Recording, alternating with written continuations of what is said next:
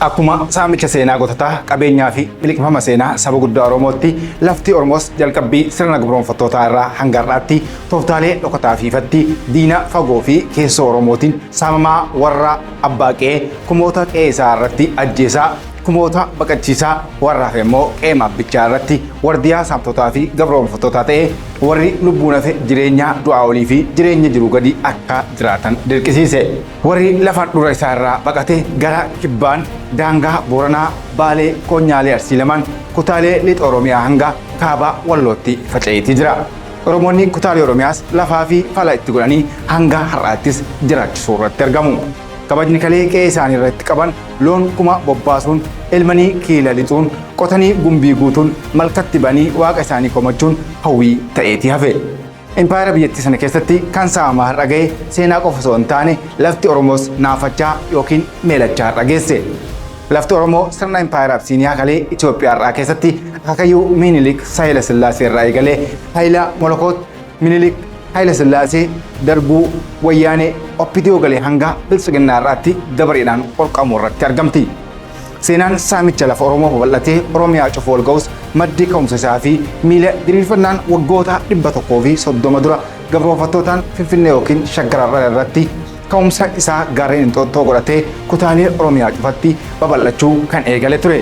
Tokko lama jennee lafa gaara Inxooxxoo irraa gara lafa diriiraa ilmaan Tuulamaatti harka isaa diriirsuun maqaa geeddaruun abbummaa lafa Oromoo irratti qabu ofii isaan bakka buusuu fi akkasuma immoo ka isaanii akka ta'etti sagalee ol kaasee lallabe. Guyyaa sanarraa eegalee madaan Oromoon meelachuun lafa isaa waliin qabu babal'achuu malee daqiiqaa tokkoofis ooree hin beeku. Egaa hordoftoota Shabboo Miidiyaa kun sagantaa miliqaaqaati. Sagantaa keenya irratti dhiibbaawwanii fi qocollaa magaalaa Finfinnee irra ture ni seenessina. Hanga dhuma sagantaa keenyaatti faana bu'aan affeerraa keenya.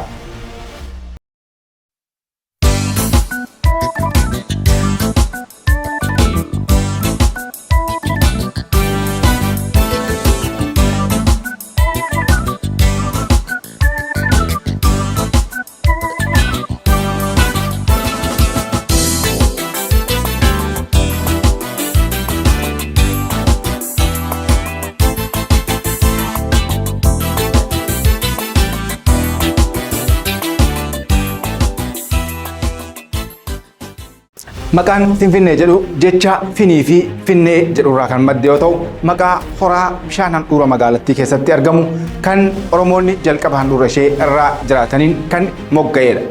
Haalli moggaasa maqaa kanas burqaa bishaanii lafa keessaa maddu isa lafa keessaa finfin hojjedhuun akka ta'e kitaabonni seenaa bal'inaan addeessu. Yeroo gosootni Oromoo Tuulamaa hedduun lafa Finfinnee har'aa irra jiraachaa turan namni dursee Oromoo Tuulamaa weeraruuf waraana isaa gaara Inxooxxoo gubbaa qubsiisee akaakayyuu Minilik Haayila Sillaasee ture. Mootiin Minilikis adeemsa akaakayyuu isaa sana kan mi'eeffate qubannaa isaa gaara Inxooxxoo gubbaa godhate. Yeroo biraa gaara Inxooxxoo gubbaa dhaabatanii gara lafa diriiraa har'a magaalaan Finfinnee irratti argamtu yeroo daawwatan abaaboowwan baay'ee qalbii nama hawwatu waan mul'ataniif Xaayituu fi Minilik oolmaa isaanii guyyaa guyyaa lafa diriiraa kana irratti godhachuudhaan galgala gara gaara Inxooxxootti deebi'uu eegalan. Booda irratti garuu jaartiin Minilik Xaayituun ol fooftee lafa tabbaa kana ba'uu waan dadhabdeef dirree diriinaa fi hawwataa kana irratti gadi bu'uun dirqama ta'e. Lafa hawwataa kanas Addis Ababaa jedhee kan moggaase Xaayituu ture. Guyyaa sana irraa eegalee alagaa biratti maqaan Finfinnee lagatamee abbaa qabeenyaa hundee isaaniitiin itti fufuun akka dhufdhaadan taasifame. Inumaatu Addis Ababaa maqaan jedhu dursinee waggaa 1100 dura maqaan Bararaa jedhuun waamaa akka turre jedhanis seenaa kana haaluu yaalan.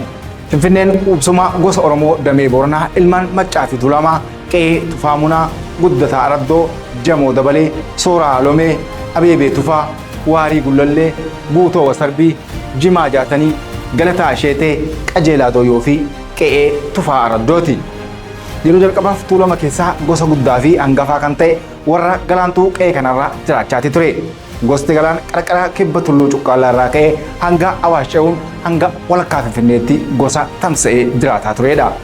Gosti kun balbala baay'ee of jalatti kan qabu yoo ta'u hanga Walloottis diriiree akka argamu maddoonni seenaa bal'inaan barreessaniiti jiru. Inni lammaffaan Obbo Tuulamaati. Oboon Tuulamaa immoo galaan irraa gara kaabaatti caffee Doonsaa irraa kaasee hanga Qaree Gowaa jedhamutti diriiree kan jiru yoo ta'u naannoo Finfinnee kan qubate ilma hangafa oboo kan ta'e gosa Gumbichi yoo ta'u hanga kaaba Finfinnee naannoo Aancootti faca'eetiin argama. Oboon gosa gurguddoo torba qaba. Yeroo ammaas torban oboo jedhamuudhaan yaamama. Ilmaan oboo Finfinnee keessaa warra jiran lama keessaa Gullallee oboo fi Gullallee Beeroodha. Gullallee oboo Finfinnee irraa kaasee gara kaabaa fi kaaba dhiyaatti diriiree hanga laga Mogolitti yoo ta'u gara kibbaatti immoo hanga galaanitti miila isaa diriirfateetii jira. Inni sadaffaan immoo Eekkaa oboo kan jedhamu galaan irraa gara kaabaa fi Gullallee irraa gara baatti laga Qabbannaa irraa kaasee Finfinnee gara bahaa dhuunfatee hanga daangaa Gumbichootti adeema. Lafti Finfinnee jedhamuun bara mootii Minilik keessa itti godaanuun qubsama waraanaa fi mootii nafxanyaa ergaa taatee booda gara magaalaa guddittii Impaayereetti itti geeddaramte. Haayile Sillaaseen yeroo waraana isaa gaara Inxooxxoo qubachiisaa ture keessatti halkan tokkoon gosoota Tuulamaa lafa Finfinnee irra jiraatan weeraruudhaan dabareen qabachuuf yaalaa akka ture maddoonni seenaa ni himu. Akka namichi warra Ingilaandi Meejar Haaris jedhamu kan mootummaa Ingiliiz irraa Haayile Sillaaseetti ergamee baatilee 18tiif Haayile Sillaasee faana dabarse kitaaba isaa The Highland of Ethiopia 1844 jedhu keessatti maxxansetti waa'ee Finfinnee yeroo dubbatu akkana jedha. Tikseen isaanii balaa itti dhufaa jiru quba hin qaban. Nagaan loon isaanii tikfatu. Inni kaan maasaa keessaa hojii isaanii hojjeta. Maatiin isaanii daa'imman isaaniitti hojjisaa hojiilee qe'ee isaanii keessaa hojjetu. Aduun dhiyuuf deemti. Lafaa fi mukni Finfinnee ifa ishee gammachuu guddaan balaqqeessuu irratti argamu. Garuu osoo aduun hin seeniin badii guddaa qe'ee isaanii irraa qaqqabsiisuudhaa fi warri akka bineensaa nama nyaatan kumaatamaan itti dhangala'aa jiru jechuun maxxansaa isaa keessatti miira mararteedhaan ibse. Waraanni Amaaraa otoo Oromoon hin beekin galaana ganda Oromoo irraa dhangala'e. Oromoota lubbuu isaanii baasuuf baqatan ari'aa midhaan ga'ee alaa jiru barbadeessaa loon alaa dheedaa jiru oofachaa biyya Oromoo balleessuu eegalan jedha. Abidda isaan manaa fi qabeenya isaaniitti qabsiisan fagoo irraa ni mul'ata. Aarri manaaf midhaan gubatu gamaa gamanatti lagaa fi waaqa dukkaneesse jedha barreessaan warra Biriitish kun. Roorroon dubartii fi daa'imman booji'an irratti roorri isaa bulan foon dheedhii horii Oromoo kanneen booji'an keessaa qalanii nyaatanii fi abiddi qe'ee fi midhaan maasii isaaniitti qabsiisan akka maashootti halkan guutuu biyya ibsaa bulee laphee nama cabsa jedha barreessaan kun. Haayile Sillaaseen waggaa 40 caalaa Oromoo saamaa ture bara 1847 keessaa lubbuudhaan boqate. Achi booda kan ilmi isaa Haayile Molokoot itti aane innis Oromoo adamsee saamuu itti fufe. Garuu bara dheeraa jiraachuuf hin carroomne 1855 hojii dabaa isaa qabatee addunyaadhaan nagaa walitti dhaammate. Haayile Sillaaseen irra deddeebiidhaan Oromoo haa weeraru malee biyya Oromoo qabachuus ta'e keessa turuu hin dandeenye. Akka gita bittoota Habashaa meeshaa waraanaa dhabanis Oromoonni gosoota Tuulamaa lafa Finfinnee irra jiraachaa turan fardeenii fi gaachanaan qolachuun lafaa fi uummata isaanii tursiisuu danda'aniiti jiru. Warri lubbuun hafanis gara jabeenya hamaan Finfinnee irraa erga buqqaafamanii gara obboloota isaanii Oromoota kutaalee Oromiyaa adda addaatti faca'uun gosootuma naannoo sanatti maxxananii hanga har'aatti jiraataatii jiran. Warri daangaa lafa Finfinnee irratti hafanis waan sirni mootota Amaaraa isaan godhe yoo yaadatan akkana jechuudhaan weeddisu. Inxooxxoo dhaabbatanii caffee gadi ilaaluun hafee Finfinnee loon geessanii horoo baasuun hafee tulluu daalatti irratti yaa'iin gullallee hafee gafarsatti darbanii qoraan cabsuunis hafee urhuu boombii irratti jabbilee yaasuun hafee bara jarri dhufanii loon keenyas ni dhumanii erga maashaan dhufee birmadummaanis hafe jechuun waan isaan irratti qaqqabaate ture bifa aarii fi artiitiin ibsaniiti jiru. Bara Haayile Sillaaseen Impaayereetti qabates shaggar babal'achaa deemuun Oromoota daangaa irratti hafan buqqistee godaansisuu itti fufte. Akka seenaan barreeffamee fi jaarsoliin Oromoo irraa funaananii addeessanitti kutaalee magaalaa Finfinnee hedduun mannee bosona callamaa fi leencaa akka turantu dubbatama. Baruma bittaa Haayile Sillaasee kana naannoon Finfinnee kun Mannaagashaa Awuraajjaa jedhamee waamamaa ture. Finfinneen kantiibaan haa bultu malee Awuraajjaa kana jala turte. Awuraajjichis akkuma qaama Finfinneetti ilaalamaa ture. Sagantaan keenya dhimma magaalaa Finfinnee irratti qindeeffanne ammas akkuma itti fufetti jira. Faana keenya bu'aa.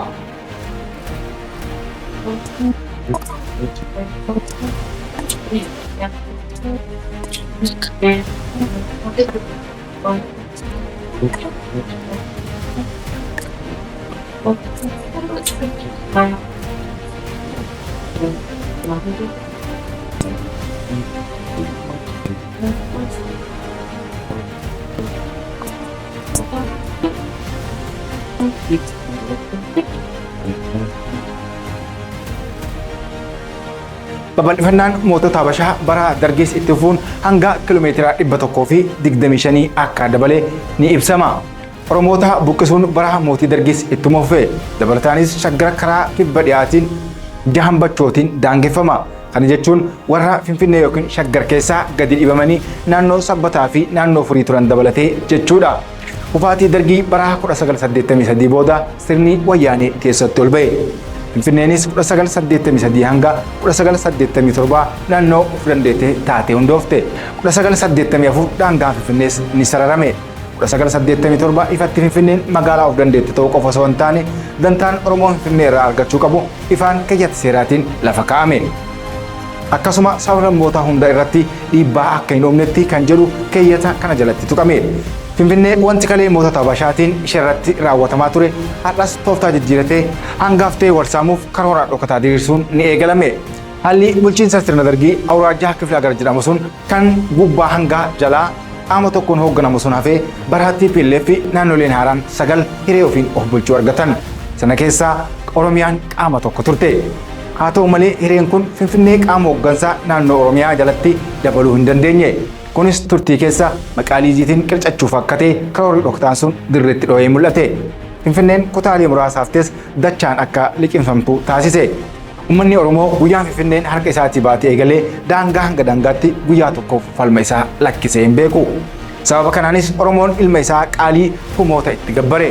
Karoora dhokataa wayyaanes yeroo booda maqaa karoora waggaa 5 yookiin 5 amat eeqqee jedhuun Finfinnee qircachuudhaaf labse. Kun ammoo hanga dhumaatti madda kufaatii wayyaanee ariifachiisee labooba jabaa walirraa hin cinne kutaalee Oromiyaa hundatti itti qabsiise. Sirni sun murtee isaa haquurree deebiin ibsus kufaatii irraa sirna san oolchuu hin dandeenye. Lubbuun qaaliin ilmaan sabaa guddaa hanga xiqqaatti kuma jaatti suqu itti gabbarame.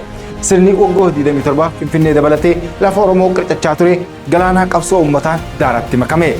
Waayiloonni wayyaanee Oppidiyoon kalee bilisiqinnaan har'as dhiigaa qabsaa'ota ijoollee Oromoo dhangaleen battalumatti teessoo yaabde.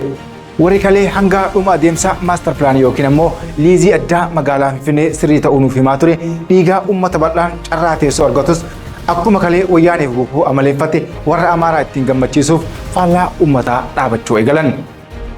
Turtii aangoo waggoota 3 booda murni bilisiqinnaa jedhee of yaamu murtoo dinqiisaa jechuun fooyyee faccee tulluu diimtuu fi jamoo hanga tokko bulchiinsa Finfinnee jalaa akka galchu bulchiinsa mootummaa naannoo Oromiyaa waliinis murtee irraa akka gahe ifatti bahee akka murtoo boonsaatti miidiyaadhaan lallabe. Guyyaa Finfinneen saamuu jalqabdee irraa eegalee qabsoon uummanni Oromoo gaggeessaa ture qabsoo Finfinnee fi naannoo Oromiyaa adda baasu osoo hin taane haqa ganamaa abbaa biyyummaa Finfinnee ture.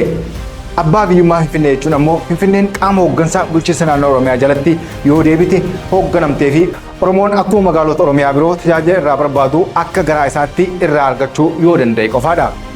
Oromoon bara 100 dura guyyaa haqa Finfinnee wareegamuu eegalee irraa jalqabee guyyaa tokkoof saafsa lammiin biraa Finfinnee keessa jiraachuu hin qabu jedhee falmee hin beeku.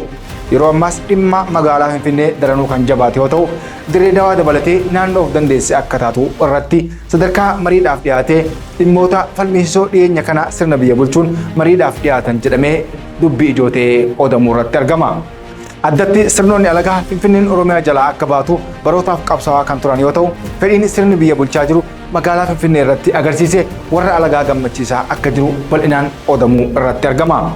Mariin torbee 3 oliif gaggeeffamaa jirus dhimmoota kana irratti takaroo akka uumee fi hirmaattota Oromiyaa irraa hirmaatan kanneen dhimma magaalaa Finfinnee irratti falman irratti dhiibbaaleen jajjaboon gaggeeffamaa akka jiru maddeen nageenya isaanii fi maqaa of yaamuu irraa qusatan guyyaa guyyaan nuuf qooduu irratti argamu.